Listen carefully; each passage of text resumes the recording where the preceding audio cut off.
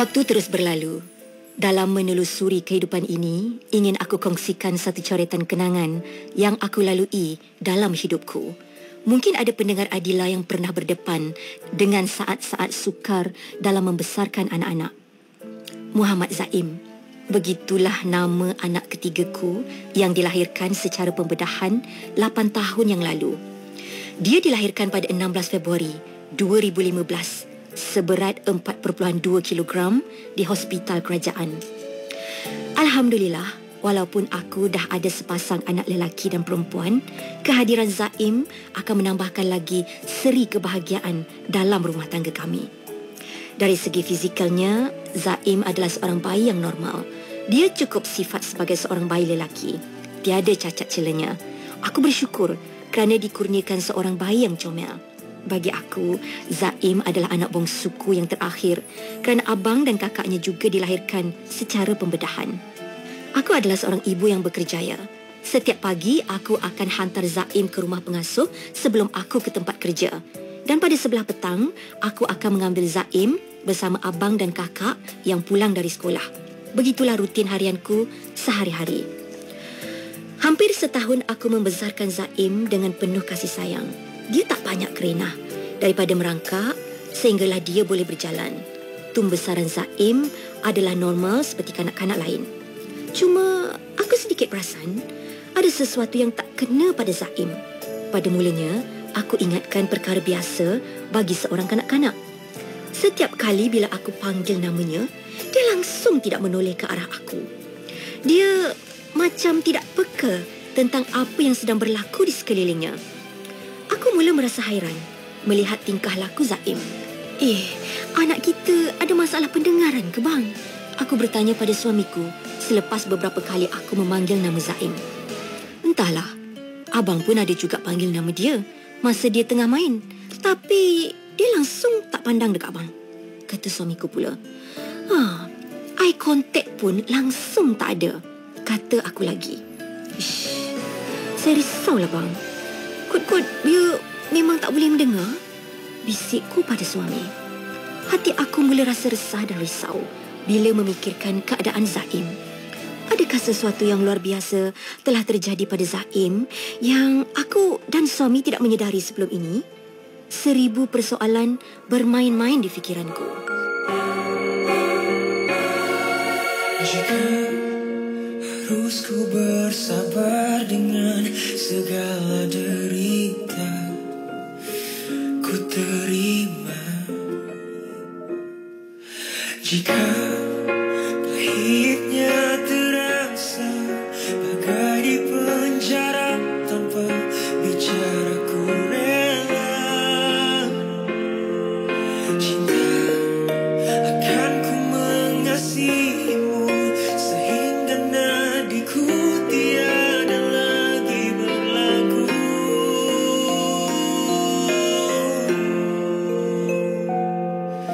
Andaimu nanti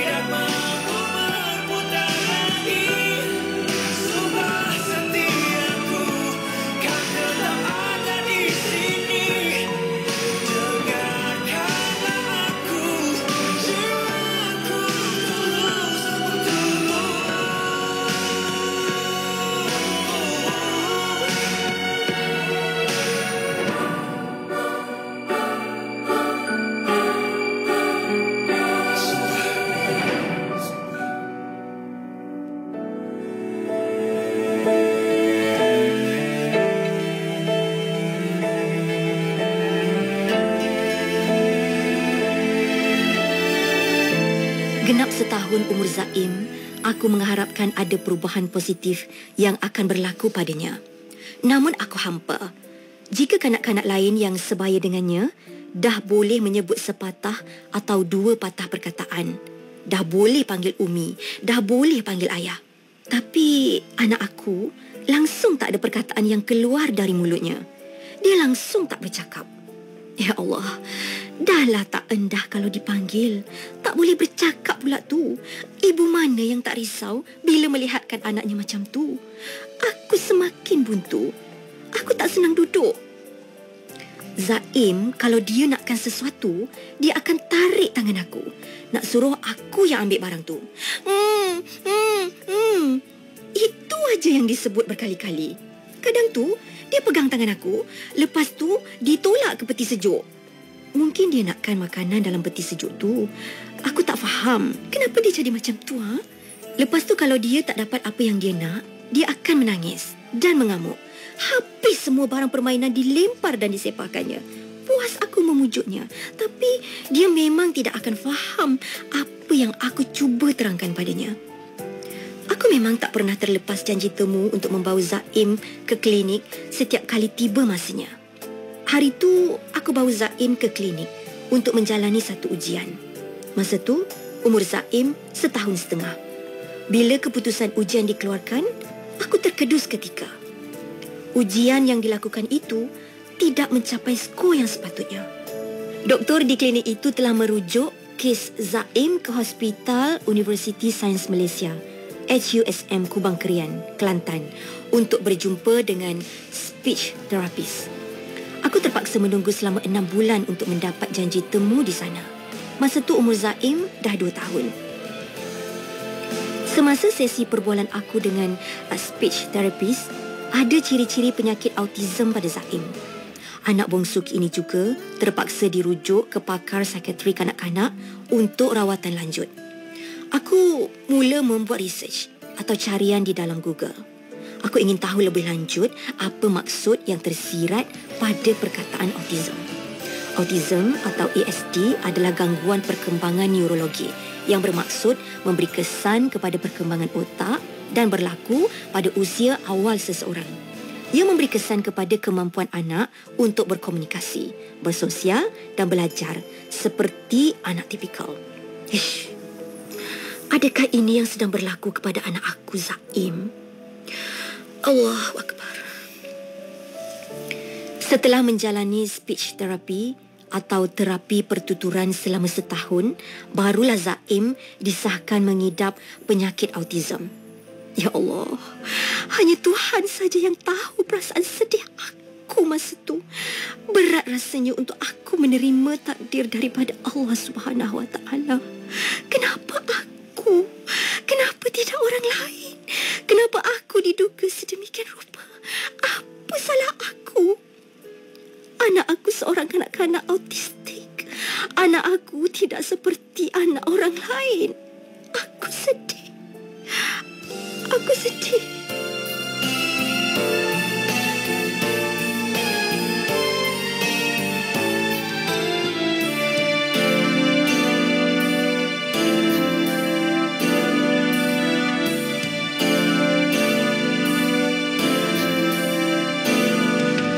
Di hatiku lakarkan sebuah impian yang aku namakan harapan.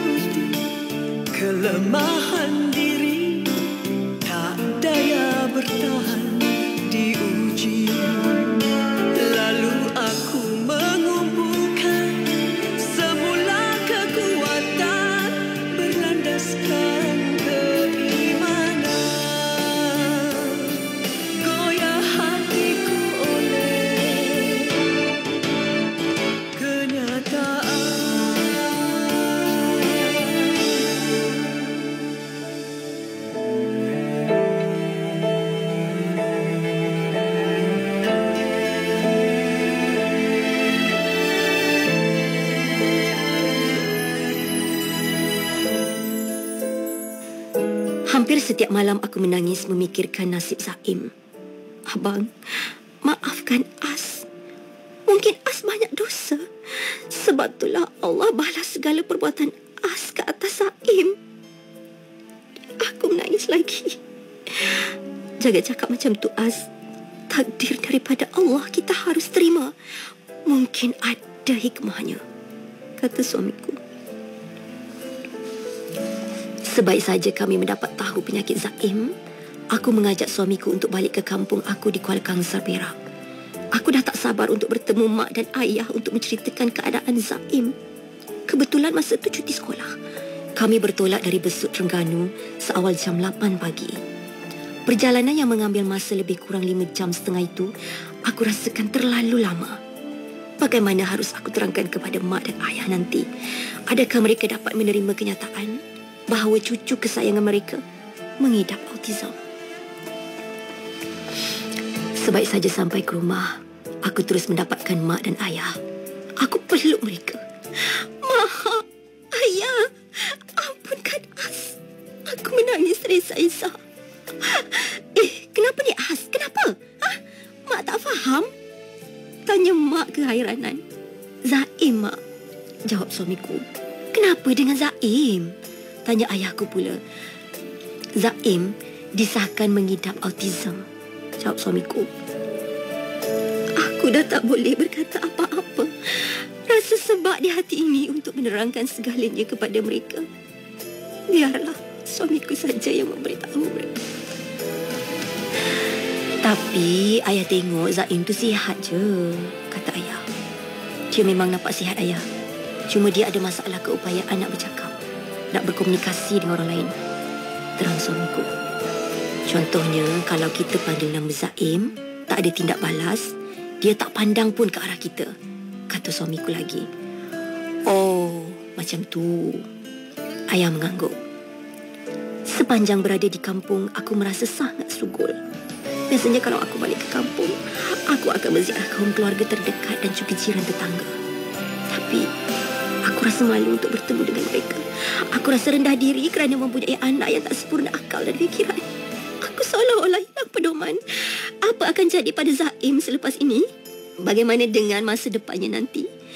Adakah Zaim boleh berdikari jika aku dan suami telah tiada lagi di dunia ini? Semua ini berlegar-legar bermain di fikiranku. Setelah seminggu berada di kampung, kami pulang semula ke rumah. Sejak dari itu, aku mula lebih mendekatkan diri kepada Allah SWT. Hampir setiap malam, aku akan bangun untuk berzikir, solat sunat dan membaca ayat-ayat suci Al-Quran. Aku memohon kepada Allah SWT agar aku kuat untuk menghadapi semua dugaan dan takdir yang aku terima ini. Aku tahu bukan aku seorang saja yang mempunyai anak yang mengidap autism. Ramai lagi ibu bapa di luar sana yang diduga lebih hebat daripada aku. Yang aku lihat di depan mataku, anak-anak yang cacat, terbaring tak boleh bangun, terpaksa menggunakan kerusi roda.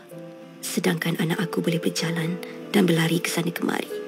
Sedikit saja Allah jentik hati aku. Aku dah lemah.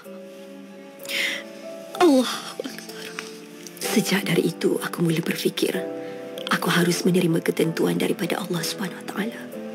Apabila kita redha dengan segala ketentuan daripadanya, maka Allah akan redha dengan kita. Genap 4 tahun umur Zaim, aku pergi ke Jabatan Kebajikan Masyarakat untuk memohon kad OKU. Ini adalah jalan terbaik untuk Zaim dan masa depannya.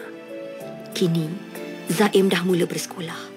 Tapi bukan di sekolah biasa. Zaim sekarang bersekolah di Sekolah Pendidikan Khas Besut. Alhamdulillah, setelah setahun Zaim berada di sekolah itu, banyak perubahan dah berlaku padanya. Dah banyak perkataan yang boleh disebut. Zaim juga dah pandai membaca. Dia nampak ceria dan boleh bergaul dengan rakan sekelas. Dan salah satu terapi untuk Zaim yang aku amalkan sekarang ini adalah dengan membela kucing. Zaim agak geli sedikit nak pegang kucing. Tapi bila kucing tu datang dekat dia, dia suka bercakap dengan haiwan tu. Kini aku bersyukur kepada Allah SWT kerana dikurniakan anak istimewa seperti Zaim. Zaim adalah anak syurgaku. aku takkan pernah menyesal kerana melahirkannya. Aku berharap suatu hari nanti Zaim dapat berdikari, meneruskan hidup secara normal seperti kebanyakan orang lain.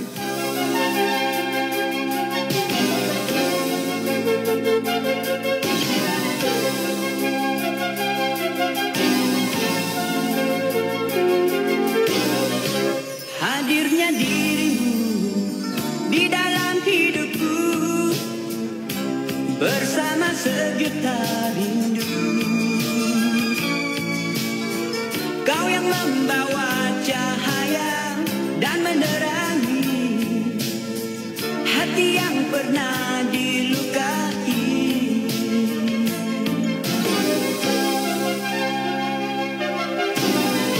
Suatu anugerah yang sungguh bermakna, keyakinanku terbina.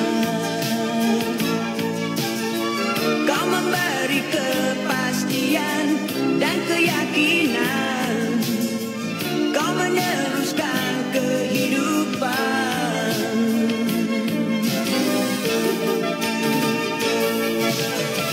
Tiada harta dapat ku beri untuk membalut diri, sekadar janji suci penobat hati.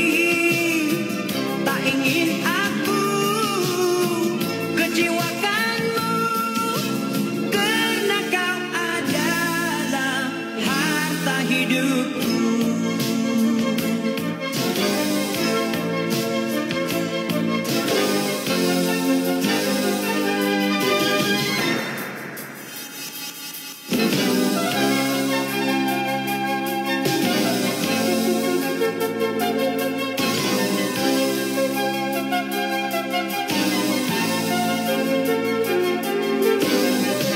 Hadirnya dirimu di dalam hidupku bersama sejuta rindu. Kau yang membawa cahaya dan menerangi hati yang pernah dilukai.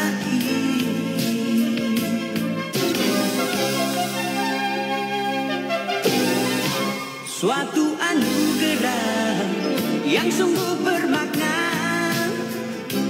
keyakinanku terbina. Kau memberi kepastian dan keyakinan, kau meneruskan kehidupan.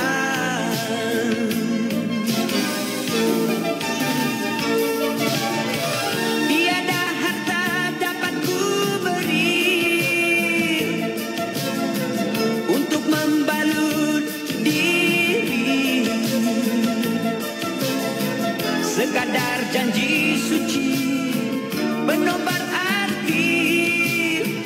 Tak ingin aku kecewakanmu, karena kau adalah harta hidupku.